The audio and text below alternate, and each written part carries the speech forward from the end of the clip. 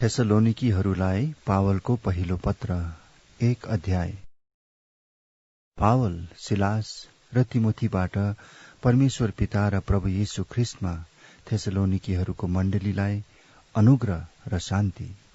हाम्रा प्रार्थनाहरूमा तिमीहरूको निरन्तर स्मरण गर्दै हामी परमेश्वरलाई तिमीहरू सबैका निम्ति धन्यवाद दिन्छौं।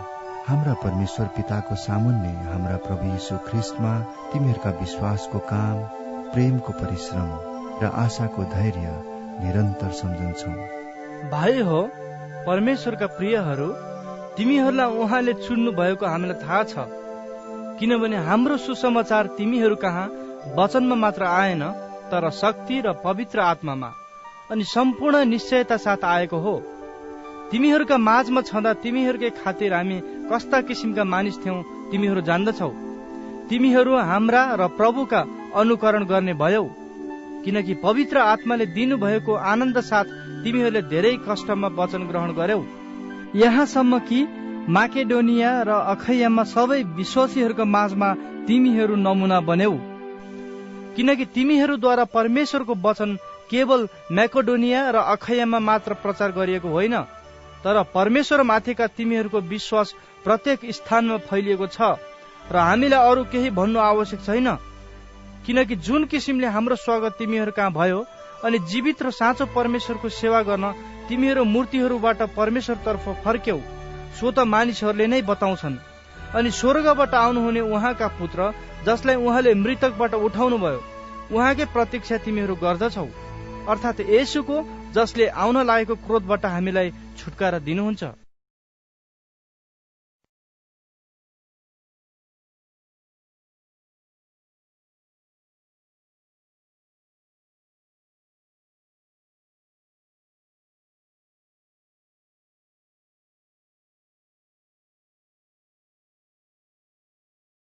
पहिलो थेसलोनिकी 2 अध्याय। भाइ हो, तिमीहरू कहाँ हाम्रो आगमन व्यर्थ नभएको तिमीहरू आफैलाई थाहा छ। हामीले अघिबाटै फिलिप्पीमा कष्ट भोग्यौं र अपमानित भयौं भन्ने कुरा तिमीहरूलाई थाहा छ। तर घोर विरोध छँदा छँदै पनि परमेश्वरको सुसमाचार प्रचार गर्न हामीलाई परमेश्वरमा साहस मिलेको थियो। किनकि हाम्रो अर्थी उपदेश भूल वा अशुद्धताबाट उब्जेको होइन, न त यो छल कपटले भएको हो, तर जसरी सुसमाचार हाम्रो जिम्मामा सुम्पनका निम्ति परमेश्वरले हामीलाई योग्य ठान्नुभयो, त्यसरी नै मानिसलाई प्रसन्न पार्न होइन, तर हाम्रो हृदय जाँच्नुहुने परमेश्वरलाई प्रसन्न पार्न हामी बोल्दछौं। तिमीहरूलाई थाहै छ कि हामीले कहिल्यै खुसामदीका कुरा गरेनौ, न हामी लालचको बहानामा फस्यौं। यसको साक्षी परमेश्वर हुनुहुन्छ। ख्रीष्टका प्रेरित भएका नाताले हामीले तिमीहरूमाथि अधिकार चलाउन सक्थ्यौं, तापनि हामीले मानिसहरूबाट आदर खोजेनौ, न त तिमीहरूबाट न अरू कसैबाट। आफ्ना बालकहरूलाई स्याहार्ने आमा झैं तिमीहरूका बीचमा हामी कोमल भयौं। यसैले स्नेहपूर्वक तिमीहरूको चाहना गरेर हामीहरू परमेश्वरको सुसमाचार मात्र होइन, तर हाम्रो प्राण समेत तिमीहरूलाई दिनु तत्पर थियौं, किनकि तिमीहरू हाम्रा निम्ति अति प्रिय भएका थियौ। किनभने भाइ हो, हाम्रो कष्ट र मेहनतको सम्झना तिमीहरूलाई छ। तिमीहरू कसैलाई बोझ नबोकाऊ भनेर दिन रात काम गरी हामीले परमेश्वरको सुसमाचार तिमीहरूलाई प्रचार गर्यौं। तिमीहरू साक्षी छौ र परमेश्वर पनि कि तिमी विश्वासीहरूका अघि कसरी हाम्रो व्यवहार पवित्र, धार्मिक र निष्कोट थियो। किनकि तिमीहरूलाई थाहै छ, बाबुले आफ्ना छोराछोरीहरूलाई जस्तै गरी हामीले तिमीहरू प्रत्येकलाई कसरी अर्थी उपदेश दिँदै र साहस पनि दिँदै तिमीहरूलाई आदेश दियौं। यस हेतुले कि तिमीहरूको चालचलन परमेश्वरको योग्य होस्, जसले तिमीहरूलाई उहाँको आफ्नै राज्य र महिमामा बोलाउनुहुन्छ। यसकारण यसको निम्ति हामी पनि परमेश्वरलाई निरन्तर धन्यवाद चढाउँछौ कि तिमीहरूले हामीबाट सुनेका वचन, जो वास्तवमा परमेश्वरको वचन हो, सो तिमीहरूले मानिसको वचन जस्तै होइन, तर परमेश्वरको वचन जस्तै ग्रहण गर्यौ, जुन वचनले तिमी विश्वासीहरूमा काम गर्दछ। किनकि भाइ हो, ख्रीष्ट येशूमा यहुदियामा भएका परमेश्वरका मण्डलीहरूको अनुकरण गर्ने तिमीहरू भयौ। किनकि आफ्नै देश भाइहरूबाट तिमीहरूले जसरी दुःख भोग्यौ, त्यसरी तिनीहरूले यहुदीहरूबाट दुःख भोगेका थिए। यी यहुदीहरूले नै प्रभु यीशु ख्रिस्टलाई र अगमवक्ताहरूलाई मारे र हामीलाई पनि बाहिर धपाए र परमेश्वरलाई अप्रसन्न तुल्याउँछन् अनि सबै मानिसहरूको विरोध गर्छन्। अन्य जातिहरूको उद्धार होस् भनेर तिनीहरूसँग बोल्नमा हामीलाई बाधा दिए। यसरी सधैँ उनीहरू आफ्नो पापको नापो भर्छन्, तर अन्त्यमा परमेश्वरको क्रोध तिनीहरूमाथि परेको छ। किनकि भाइ हो, हृदयबाट होइन तर आँखाको सोझो तिमीहरूसँग अल्प समयको निम्ति बिछोड भएका हुनाले उत्कट इच्छाले तिमीहरूलाई मुखामुख भेट गर्न उत्सुकता साथ हामीले चेष्टा गर्यौं, किनकि हामी तिमीहरू कहाँ आउन खोजेका थियौं। म पावल चाहिँ बारम्बार आउन चाहे, तर शैतानले हामीलाई रोक्यो। हाम्रा प्रभु येशू जब आउनुहुन्छ त्यस बेला उहाँको सामुन्ने हाम्रो आशा वा आनन्द वा गर्वको मुकुट तिमीहरू नै होइनौ र? निश्चय हाम्रो गौरव र आनन्द तिमीहरू नै हौ।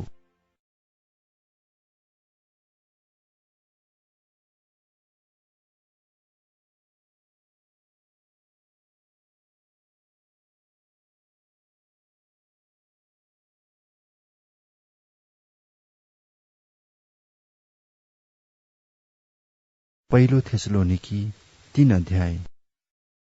यसकारण जब हामीले सहन सकेनौं तब एथेन्समा एक्लै छोडिन हामी राजी भयौं र तिमीहरूलाई विश्वासमा स्थिर गराउन र अर्ती उपदेश दिन परमेश्वरमा ख्रिस्टका सुसमाचारको सेवक हाम्रा भाइ तिमोथीलाई हामीले पठायौं, ताकि यी कष्टहरूले गर्दा कोही नडगमगाओस्।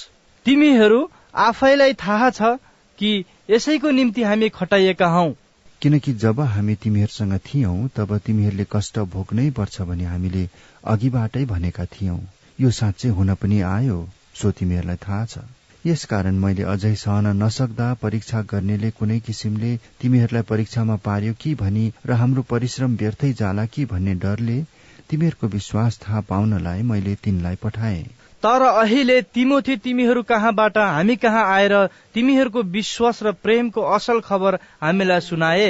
तिमीहरूले हामीलाई भेट्न ज्यादै इच्छा गरी सधैँ प्रेमसँग हाम्रो सम्झना गर्दछौ भन्ने खबर तिनले दिए। हामी पनि तिमीहरूलाई भेट्न त्यत्तिकै चाहना गर्दछौ।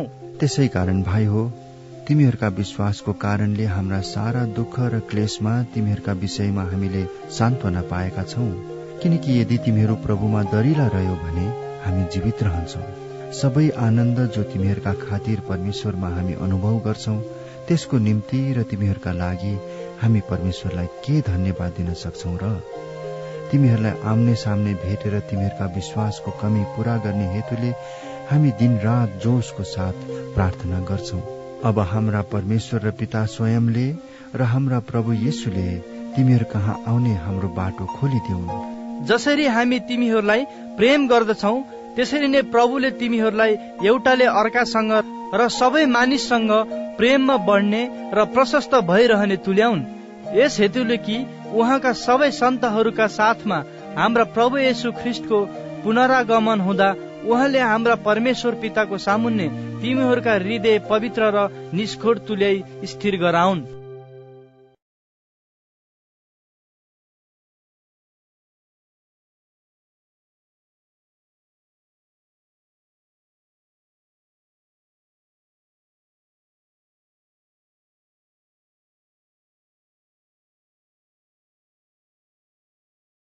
पहिलो थेसलोनिकी 4 अध्याय।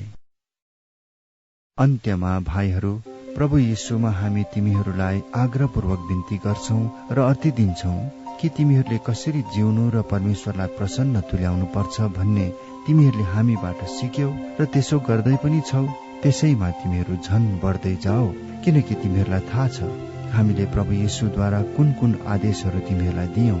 किनकि परमेश्वरको इच्छा जो तिमीहरूको पवित्रकरण पनि हो, सो यो हो कि तिमीहरू व्यभिचारबाट अलग बस, पवित्रता र आदर साथ आफ्नो निम्ति पत्नी लिनु, सो तिमीहरू प्रत्येकले जान। तर परमेश्वरलाई नचिन्ने अविश्वासीहरू जस्तै कामुकताको कुवासनामा नबस। यस विषयमा कसैले अपराध गरेर आफ्नो भाइलाई खराबी नगरोस्, किनकि यस्ता सबै कुरामा बदला लिनुहुने प्रभु नै हुनुहुन्छ।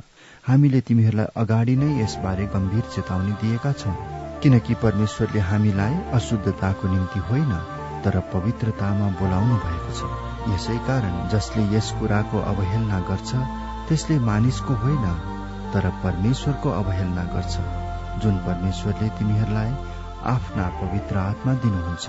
तर भाइहरू प्रतिका प्रेमको विषयमा कसैले तिमीहरूलाई लेख्न खाँचो छैन, किनकि एउटाले अर्कालाई प्रेम गर्नु भन्ने तिमीहरू आफैले पनि परमेश्वरबाट शिक्षा पाएका छौ। माकेडोनिया भरि सबै भाइहरूलाई तिमीहरू साँच्चै नै प्रेम गर्दछौ। तर भाइ हो, झन बढी त्यसो गर्दै जाओ भनी हामी तिमीहरूलाई अर्ती उपदेश दिन्छौ। हामीले तिमीहरूलाई आज्ञा दिए झैं तिमीहरू शान्त रहने, आफ्नै धन्दाको फिक्री गर्ने र आफ्नै हातले काम गर्ने प्रयत्न गर, ताकि बाहिरकाहरूद्वारा आदर पाउन सक र कसैको भरमा नपर। तर भाइ हो, सुति गएकाहरूका विषयमा तिमीहरू अजान बस भन्ने हामी इच्छा गर्दैनौ र तिमीहरूले आशा नहुने मानिसहरू जस्ता शोक गर्नु नपरोस्, किनकि हामी विश्वास गर्छौ कि येशू मर्नुभयो र फेरि जी उठ्नुभयो र त्यसरी नै परमेश्वरले उहाँमा सुति गएकाहरूलाई येशूद्वारा ल्याउनु हुनेछ।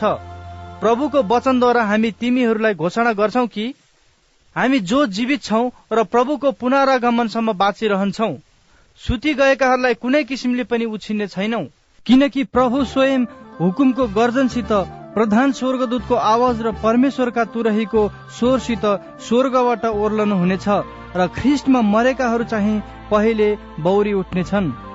तब हामी बाँचिरहेका र छोडिएकाहरू प्रभुलाई आकाशमा भेट्न तिनीहरूका साथसाथै बादलमा उठाइ लगिनेछौ र यसरी हामी सधैँ प्रभुसँग रहनेछौ।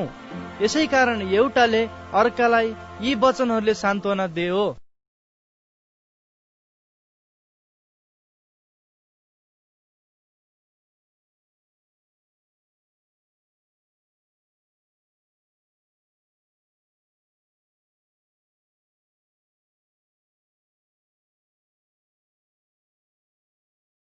पहिलो थेसलोनिकी 5 अध्याय।